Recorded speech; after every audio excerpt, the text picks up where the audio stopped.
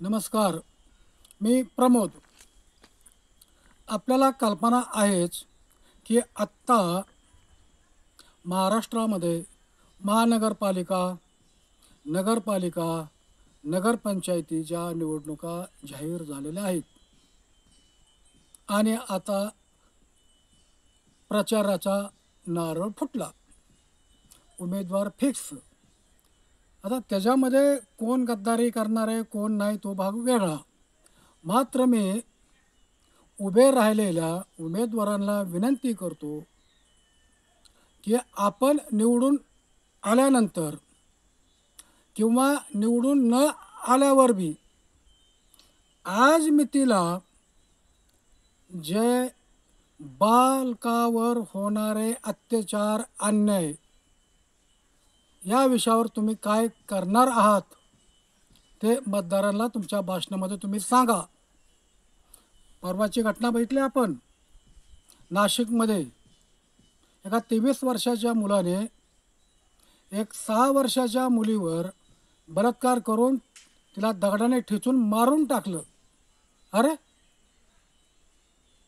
काय चाललंय? अनेक ठिकाणी आपण बघतो की बालकावर होणारे अत्याचार, अन्याय बघितलं. आता ऊसतोडी कामगार सुरू झालेत, कारखाने चालले पुढऱ्यांचे, आले मजूर गरीब लोक, त्याच्याबरोबर मुलं आलेत. बघा तुम्ही कारखान्याच्या आजूबाजूला ऊसाच्या शेतीमध्ये लहान मुलं, 14 वर्षापेक्षा लहान मुलं, तुम्हाला शाळाबाह्य मुलं आई वडिलाला मदत करताना नजर पडतात. कोण कोयता हातात आहे, कोण वाडं बांधते, कोण शिळी सांभाळते, लहान मुली भाकरी करतात, स्वयंपाक करतात, पाणी आणतात, गौऱ्या आणतात, शाळेत नाव हजर, आणि पोरं मात्र शाळेबाह्य. काय आहे ते? अशा पद्धतीची जर तुम्हाला अत्याचार, अन्याय जर आढळून आले तर काढा ना फोटो त्या मुलाचा काम करताना. ऊस तोडीवर कुठलाही मुलगा जर आढळून आला तर तुम्ही गुगल मॅपवर फोटो काढा आणि 1098ला फोन करा. त्यांना म्हणायचं की मी तुमचं नाव गाव सगळं सांगा, तुमचं नाव गुप्त राहते आणि तुम्ही जे काय फोटो काढलेला आहे त्या फोटोवर ते फोटो त्यांच्या मोबाईलवर पाठवा. एकदा 1098कडे नोंद झाली होतीच, मग तुमच्या ते कुठं काय ते चौकशी करून संबंधित डिपार्टमेंटकडे ते तुमचं फोटो जातो आणि मग त्या मुलाची सुटका होते. आता मुलाची सुटका म्हणजे काय? पोलीस आणि महिला व बालकल्याणचे अधिकारी किंवा त्या कमिटीचे लोक त्या मुलाला ताब्यात घेतात. प्रत्येक जिल्ह्याला बालकल्याण समिती असते. त्या समितीसमोर त्या मुलाला उभं केलं जातं, त्याच्यात सगळी चौकशी केली जाते आणि मग संबंधित जो ठेकेदार असेल त्याची चौकशी होती.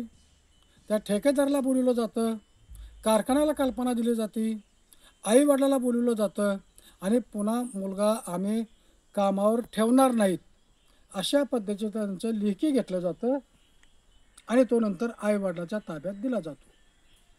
हे झाले प्रोसेस. पण हे काय खरं नाही हो. ज्या शिक्षकाने तो मुलगा शाळेत आहे म्हणून हजेरी लावली आणि तो मुलगा तर इकडं शाळा बाह्य ऊसतोडीवर आहे, तर अशा खोट्या हजेरी लावणाऱ्या शिक्षकावर शिक्षण विभाग काय कारवाई करणार आहे ह्याचं उत्तर द्या. निलंबित करा त्या शिक्षकाला, मुख्याध्यापकाला, त्या गट शिक्षण अधिकाऱ्याला, त्या जिल्ह्याच्या शिक्षण अधिकाऱ्याला, त्या शिक्षण मंत्र्याला प्रश्न विचारला पाहिजे. हा एक मुद्दा झाला. दुसरा मुद्दा, त्या मुलाच्या आईवडिलाबरोबर ते जर लहान मुलं येत असतील तर त्याला कुणाच्या वाहनाने इथपर्यंत आणलं आहे, त्या वाहनावर,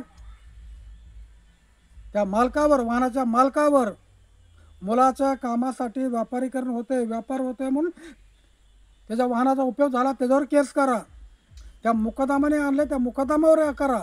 मुकदमा म्हणणारे माझा त्याच्याबरोबर ॲग्रीमेंट नाही, करारमध्ये नाव नाही, त्याच्या वडिलाला मी उचल दिली तरी परंतु तो बालकामगाराला बालकामगार म्हणजे आईबापाला मदत करतो ना, आणि त्याचा जे का थोडाफार पैसा वाढन म्हणजे फायदा होतो आहे कुणाला? मुकदमाला. आणि कारखान्यावर सुद्धा कारवाई का करता येत नाही त्याच्यावर सुद्धा तुम्ही नोटीस पाठवू शकता. अशा पद्धतीचं कुठंतरी काहीतरी लोकांनी ह्याची लोक चळवळ झाली पाहिजे. आणि आता उभे राहिलेले जे लोक आहेत त्यांनी जनतेला किंवा आता उद्या पंचायत समिती जिल्हा परिषदेच्या निवडणुका लागतील, त्यांनी सर्वांनी विचार केला पाहिजे की आमच्या भागामध्ये बाल कामगार, बाल लैंगिक शोषण किंवा एखादं